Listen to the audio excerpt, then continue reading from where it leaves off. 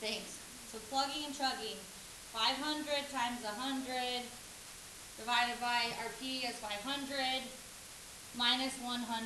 So just type it into your calculator and then you would get your answer. 25. You? This lesson's going to go ground slow if no one actually helps me calculate. So let's all get a calculator. Thanks.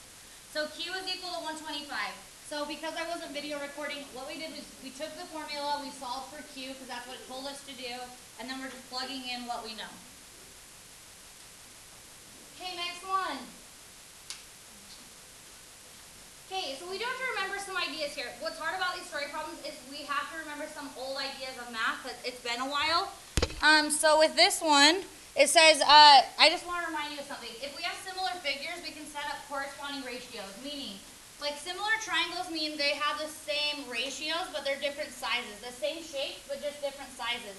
So we can set up like corresponding. Corresponding means sits in the same place. If you see how A and D sit in the same place, we can set up ratios like this. A over D will be equal to B over E, because they're corresponding, meaning they sit in the same spot, which will be equal to the ratio of C over F, because they sit in the same spot. Does everybody see how that works? So that's just something we have to remember back from Sec 2.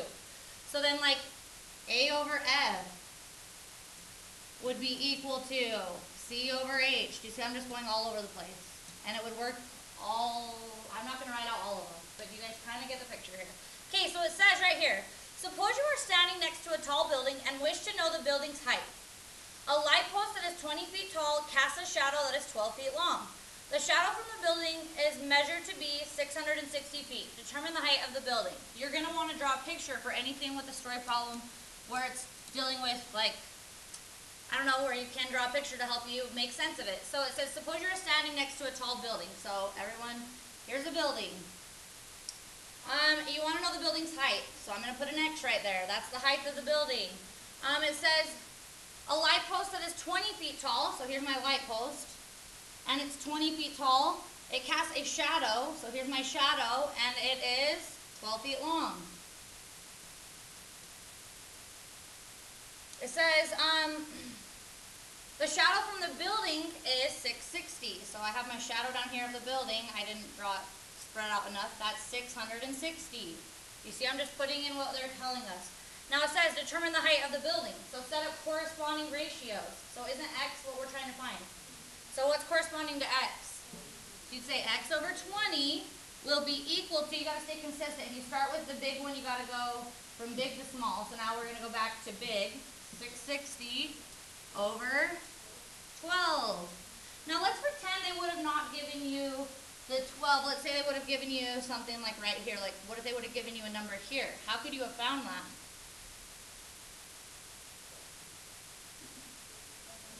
Good thought, because you're thinking of right triangle stuff. Pythagorean theorem, guys. Right triangle, Pythagorean theorem. Just making sure. No, you were on the right track. You were thinking right triangle, which is right. Right triangle information. So we always assume when it comes to buildings that they've been built right and they're right triangles. Okay, so then we would solve. How do you get X alone? Times both sides by 20, right?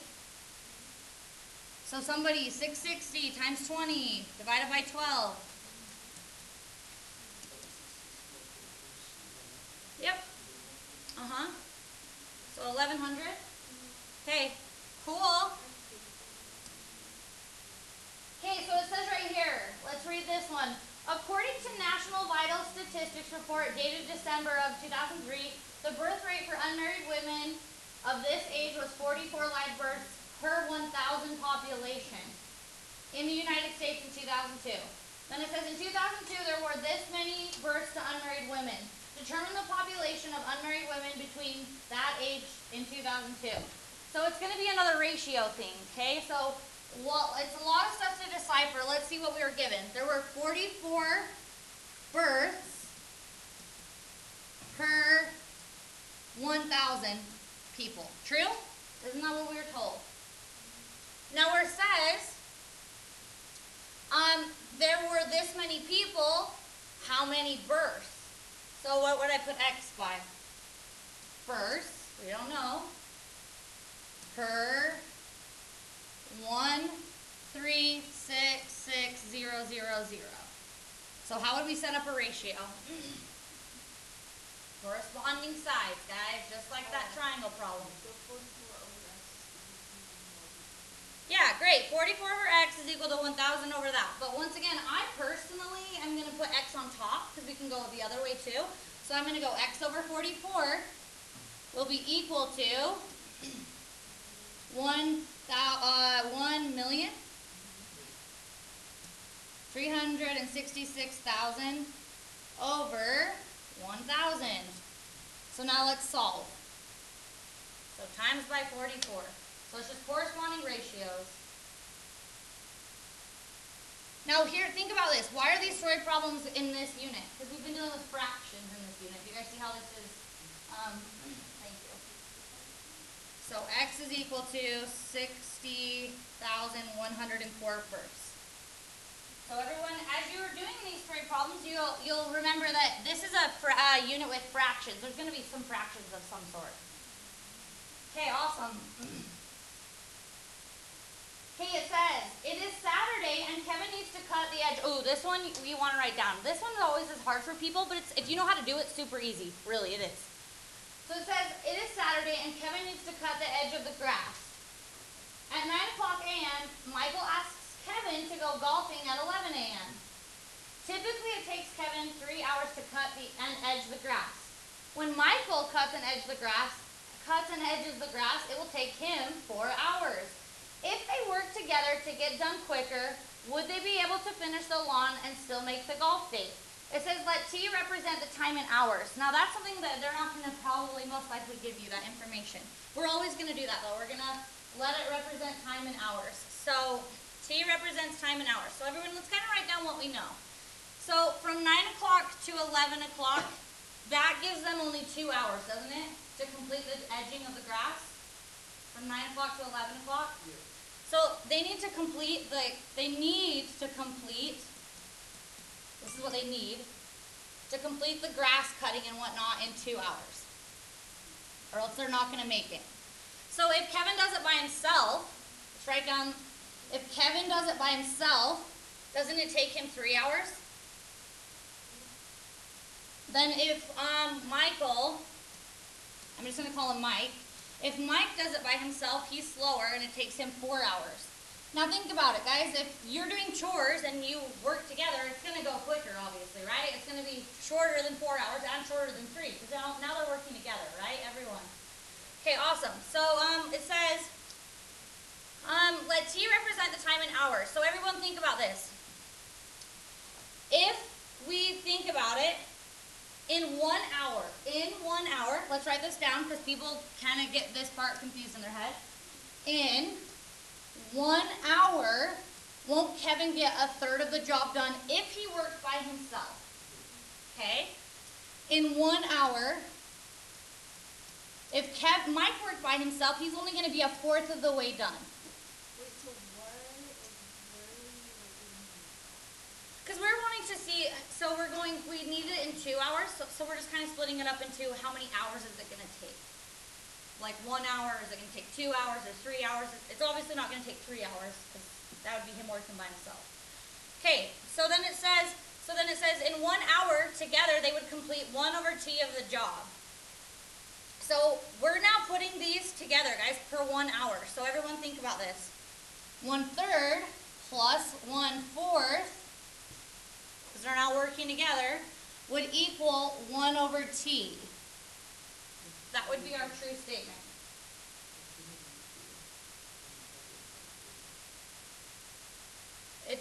We're just going to see. We're going to test to see if it comes out to be 2. We don't know. It might take even less than 2 hours. So we don't know how much time. Do you guys see what I'm saying? So in 1 hour, how much time is it going to take? Do you guys see why I'm just putting 1 over T? So now they're working together. So how do we solve this type of problem? Get a common denominator, right? And then solve for T. So you'd say I'm going to times by 4T. You need me to stop before? No, just like what you did before. Like you use after. So we could, I like what you're saying, so let's only get a common denominator here, you're saying. We can't flip it if there's 2 terms, but if we fix that, yeah, so do you see what Madeline's saying? Let's just get a common denominator here. and then flip it. Let's see if that comes out the same.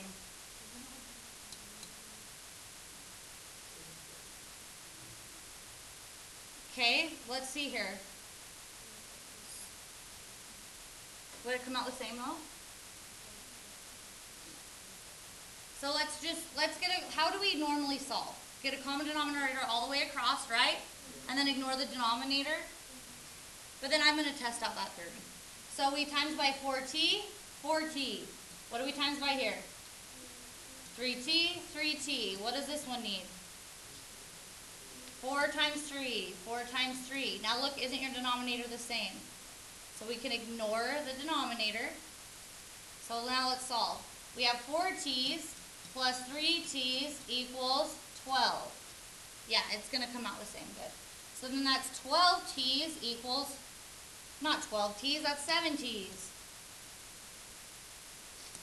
7t's equals 12. So divide by 7, divide by 7.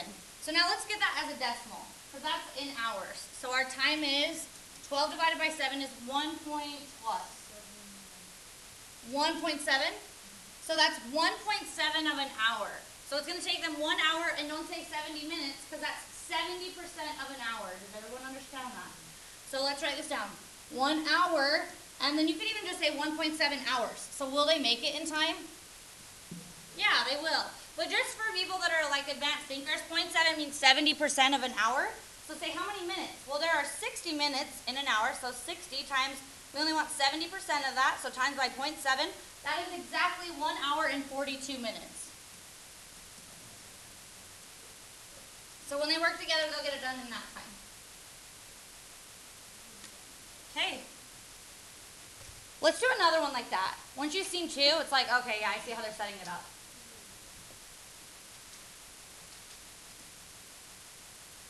Okay, so this is another example as such. Juan and Maria have a pool in the backyard. If they use their hose alone, it takes them 30 hours to fill the pool. They have a friend who has the same pool, but their hose can fill the pool in 24 hours. So their hose is either stronger or larger or something. It says, if they work together, how long will it take for Juan and Maria to go swimming? So how would we set it up?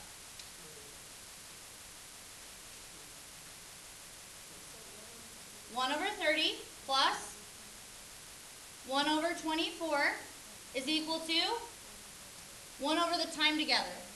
Yep. And then we just solve. Yep. No. Nope. But once you, like I said, once you've seen one of them, they're all set up like this. So that's why I wanted you to kind of take a few notes. So then just getting a common denominator again. So 7 times by 24t, 24t, 30. Oh, we could have done something smaller, but oh well, 30t. And then this would multiply by 30 and 24. 30 and 24. Then we could ignore the denominator. So then you have 54t's. 54t's, because I combined like terms. And that's equal to 30 times 24. 720. Then if you wouldn't mind dividing that by 54 for me. 13 just 0.8? Oh, 3. Okay, 13.3. So it'll take 13 hours and then 0.3 of an hour. And what is 13.3 hours? Is fine as an answer. Okay. So we're kind of, what we're doing is we're deciding how many hours, you know, so we went with 1 hour, so we put the 1 on top. So by themselves, in 1 hour, they're only getting a 30, like 1 over a 30th of the job done. Because it usually takes them 30 full hours. So within 1 hour, they're only getting 1 out of 30 done. Does that make sense? So we kind of just always choose to go with the 1 hour thing. Great questions. Okay, so right here's another idea, but it's going to be a little bit of subtraction. So let's read this. It says, suppose that the kitchen sink can be filled in 5 minutes. If the sink is full. Oh, wait. Okay, let's see. Where are the periods and commas here? I'm like blending my sentences. Suppose that the kitchen sink can be filled in 5 minutes. If the sink is full, it takes 8 minutes to drain the sink when the drain is left partially open. If the sink drain is accidentally left partially open, how long will it take to fill the sink? Okay, let's see if we can think through how to do it. It's the same idea. The 1 over, we're going in, it's the same idea as before. It's just This is a little different. So it says, suppose the kitchen sink can be filled in 5 minutes. Suppose that the kitchen sink can be filled in 5 minutes. So now, yeah, we're going with 1 minute. We're going to figure out how many minutes. So 1/5, it fills. Now it takes 8 minutes to drain the sink.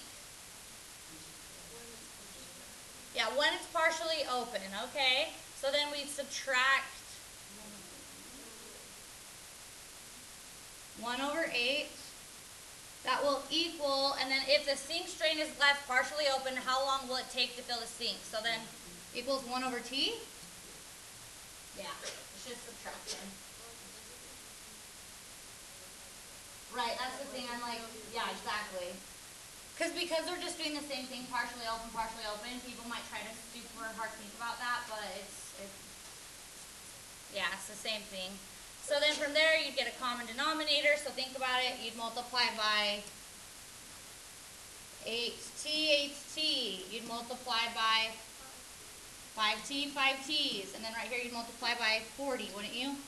5 and 8, so 40 and 40. Ignoring our denominators now, so that's 8, 7, 6, 5, 4 t's, 3 t's is what I meant to say. So we have 3 t's is equal to 40, so then t is equal to 13.3? I don't know.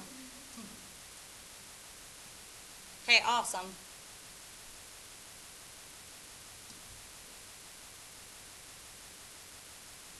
Okay, so here we go. This is a distance, rate, and time problem again. So we've done these, so once again, hopefully now they'll be even easier.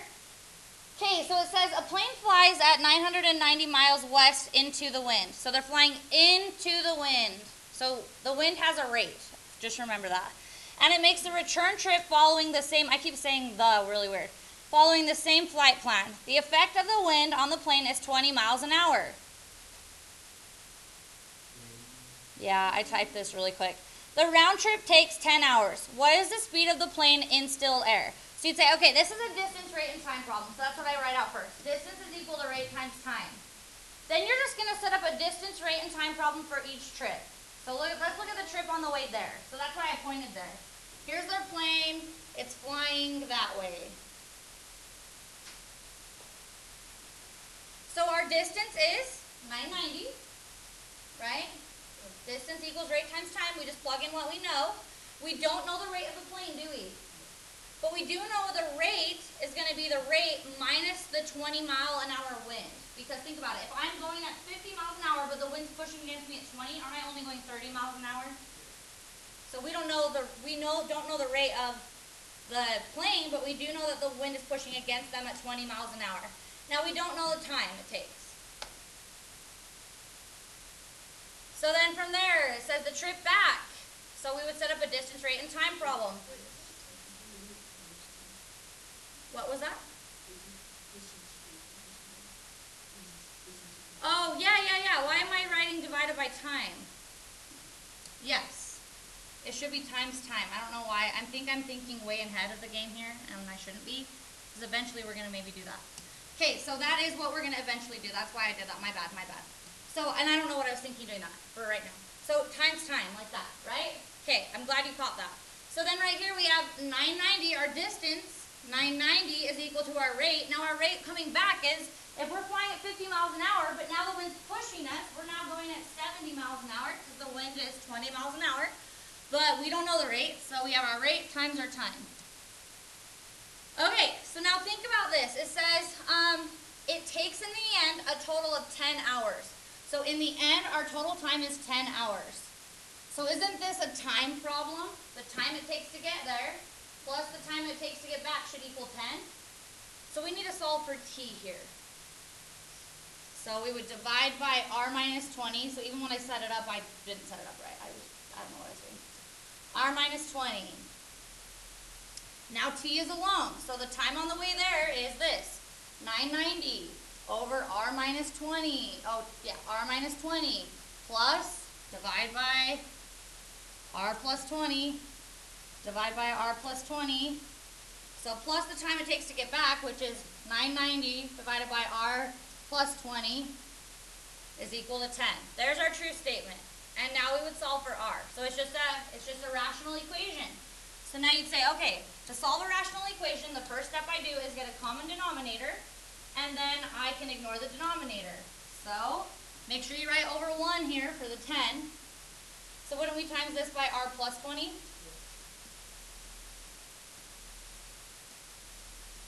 This one's going to need an r minus 20.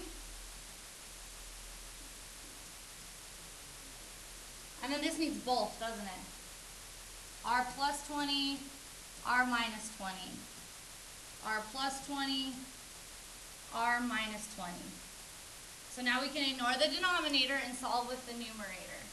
So we got to distribute out the numerator. 990 times R. 990 R. Plus 990 times 20. Thank you. So plus 19,800. Then we have a plus sign. Then distributing this through. So then we have plus 990R. And now we have minus that same amount, don't we? Minus 19,800. And that's going to be equal to, now look, we're multiplying 3 things together. When multiplying 3, multiply 2 of them together and then multiply it into the third. So I'm going to first multiply that out. R times R is R squared. R squared. This is the equal sign. I'm just going below to have room. Then look, our middle term would cancel out because they're conjugates. So then minus 400. And then don't we have to take and times that by 10? This 10 was in front. So distribute that. So then we'd have 10R squared, right? Minus 4,000. So now on this side of the equation, combine like terms. The 19,800s go away. So 990 times 2, or 990 plus 990 is 1,980 R's. I combine my like terms. That's equal to 10R squared minus 4,000. How do we solve quadratics? That too.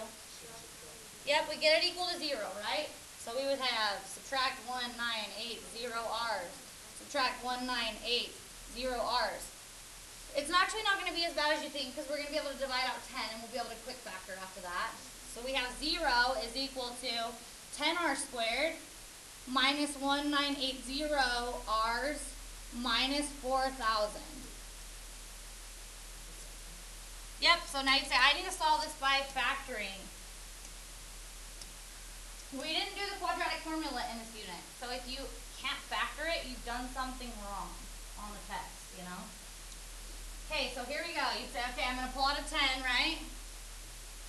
Divide by 10, divide by 10, divide by 10. So then wouldn't that be R squared minus 198, right? And then minus 400. Okay. So, oh, R. Yes, R. Okay, awesome. So now let's do it. What multiplies to be negative 400, let's all try and find it real quick, and adds up to be negative 198. Awesome. Thank you. And we need to just flip our negatives here, don't we? And then plus. Because it needs to have to be negative 198. Way to go. Way to find those for us. Thank you.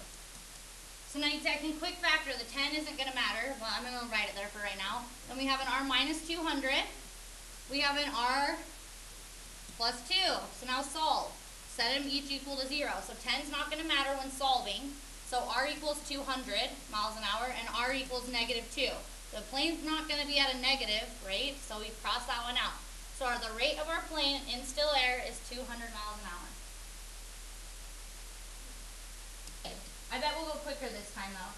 So this is how it'll be worded. It won't have the distance, rate, and time. So it says, a canoe travels on a river whose current is running at 2 miles an hour. After traveling 12 miles upstream, the canoe turns around and makes a 12-mile trip back downstream. The trip up and back takes a total of 8 hours. What is the speed of the canoe in still water? Okay, let's set up our distance and say, okay, this is a distance, rate, and time problem. Distance equals rate times time. So let's talk about distance equals rate times time for the trip there. Our distance was 12 miles, wasn't it? Our rate is, we don't know, but we do know what? The current is running at 2 miles an hour, so wouldn't it push it? So R plus 2 in parentheses, and then how much time? We don't know. Distance equals rate times time for the way back. Still 12 miles back, because it's the same amount back, but now the 2 is pushing against us. R minus 2, and then we don't know the time. We do know the total time, though. In the end, it took 8 hours. So you'd say this is a time problem. The time it took on the way there plus the time it took on the way back equals the total time. So time on the way there would be 12 over R plus 2, wouldn't it? Plus 12 over R minus 2 equals 8 over 1. Then we just get a common denominator and go from there. Do you need me to keep going? Not from there. It'll be a quadratic. We'll solve by factoring. We just get a common denominator next. So setting it up is the hard part, and then from there solving is just the same idea. So it says, suppose it's actually really easy, but you gotta know, they'll tell you the formula usually for it, but you just kind of have to know what it's talking about. Like I said, this is even new to me. So it says, suppose X and Y, this is what it would say. Suppose X and Y represent two quantities. That means two amounts. Quantity just means amount. So it's saying pretend X and Y represent two amounts. And then it says, we say that Y varies inversely with X if there is a non-zero number K such that this formula. So basically, guys, if they just say to you, Y varies inversely with X, you would set up this equation. So, Y varies inversely. Now, K is just some constant, some number. So these are two quantities, and they're varying inversely, and then K is just some number. So we put K on top. So if it varies inversely, it's a fraction. So now right here it says the weight W that can be safely supported by a 2-inch by 4-inch piece of lumber varies inversely with its length. So it says the weight varies inversely with the length. So let's set up a true statement. The weight would be on the outside, just like the X, the Y. The weight is going to vary inversely, so you put a fraction, with its length. Then you would put a K on top. K is just some constant number. So I just write myself a note, some number. We don't know the number yet. Now it says right here, experiments indicate that wow, I really have a lot of typos in this. Experiments indicate that the mass weight of a 12-foot pine, 2x4, can support 400 pounds. Find a function that relates the maximum weight of the length for any pine 2x4. So let's plug in what we know. What was the weight? 400 pounds, so we'd put in 400. That's equal to, we don't know K. We're not going to know K for a while. And then divided by how much length? 12 foot. But now we can solve for K. So let's solve for K. That would just be the constant we're solving for. So times 400 by 12, and what do we get?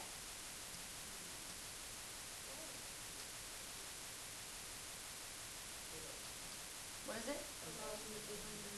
So 4,800. So now guys, we can go back to here. With these problems, they're always going to give you an A and B, because the first one will always be solving for K. So now we can go back to our equation and say, so this is really what our weight inversing with our, varying inversely with its length, this is really the formula. Weight is equal to 4,800 divided by our length. That's the general statement. We're just giving you that this is only for a 2-inch by 4-inch. If we now get longer than that, this isn't going to be the right length.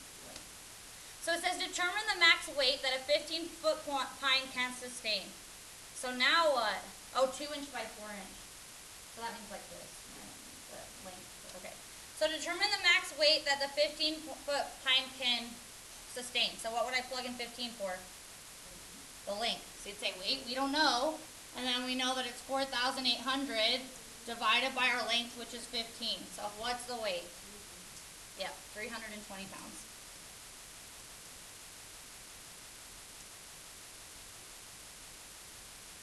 So it's actually really easy, but you have to know what it's doing.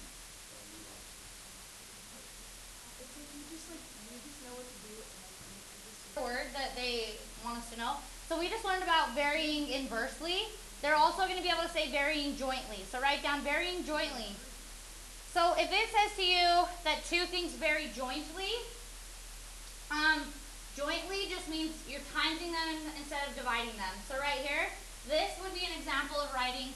Now K is always there. K is a constant that's just always there. So notice K is here times by, K is here, K is here.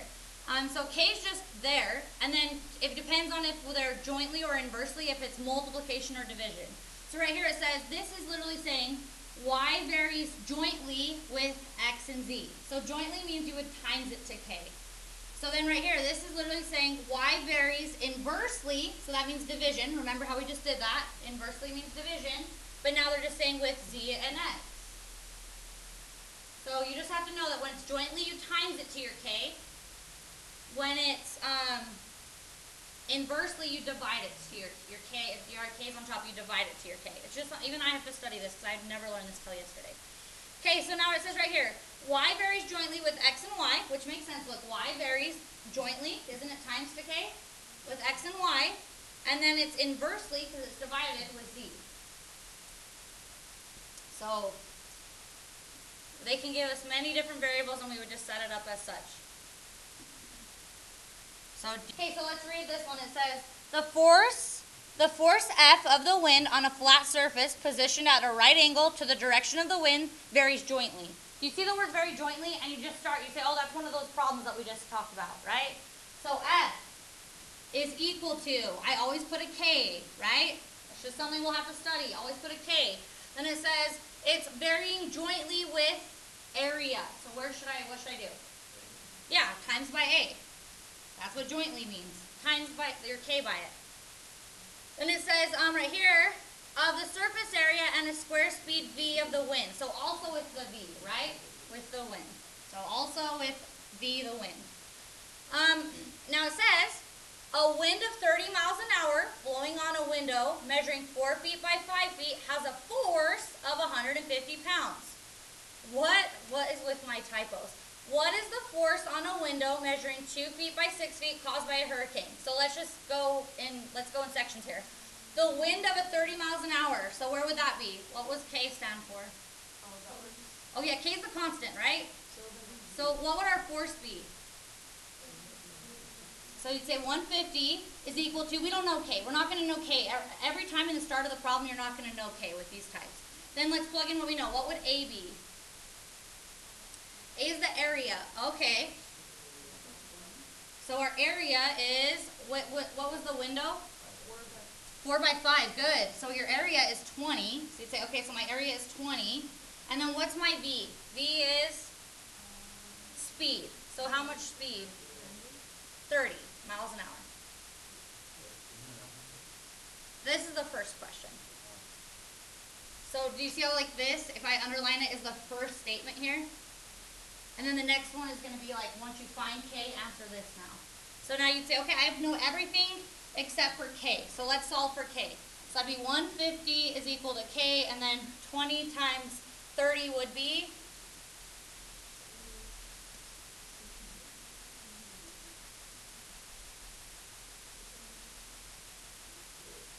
So, and then go ahead and divide that. So K is equal to 0.25?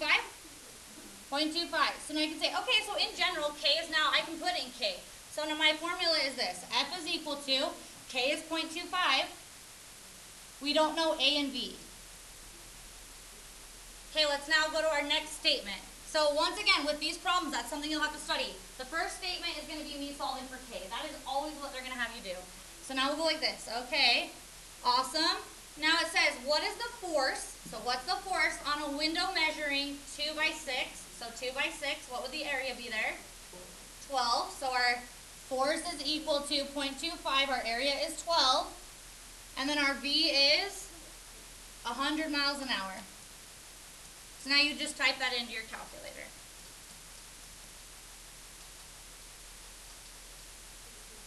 $300. So I think these ones, if you study them for the test, should be the easiest ones, because when you see varying jointly or inversely, you can just start setting up equations and start plugging and chugging. So this is another one like that. It says the force required to keep our car traveling 30 meters per second on a circular road with radius 50 meters is 21,600 newtons. Determine the force required to keep the same car on a circular road if it is traveling 40 meters per second on a road whose radius is 30 meters. And they gave me the formula on this one.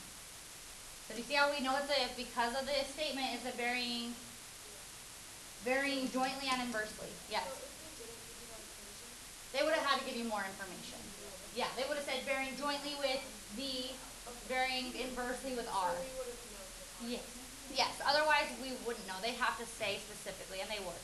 So, okay, so then it says, okay, so determine the force. So first of all, you'd say with these type of problems, I always am going to be solving for K. So let's read our first statement.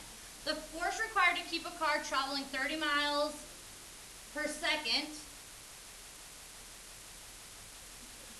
So that's the force, right?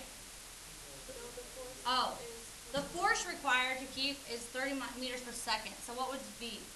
Circular road with radius. Radius is 50. So it's deciphering what?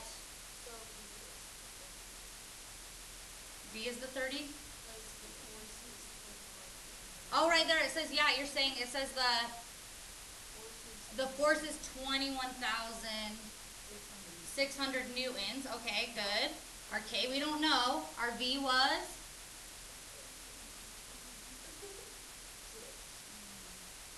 The force required to keep a car traveling 30 meters per second on a circular road with a radius of 50 is this. So V must be 30, right? So 30 squared, and our radius is 50. So now we can solve for K. So take 21,600 times it by 50. Times it by 50. Then dividing it by 30 squared.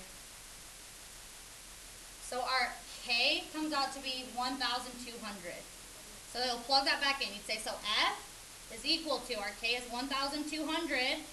V is velocity, I'm assuming, which makes sense. Velocity means speed. And then our R, we don't know. Okay, so now let's read the next one. It says, determine the force required to keep the same car on a circular road if it is traveling 40 meters per second on a road whose radius is 30.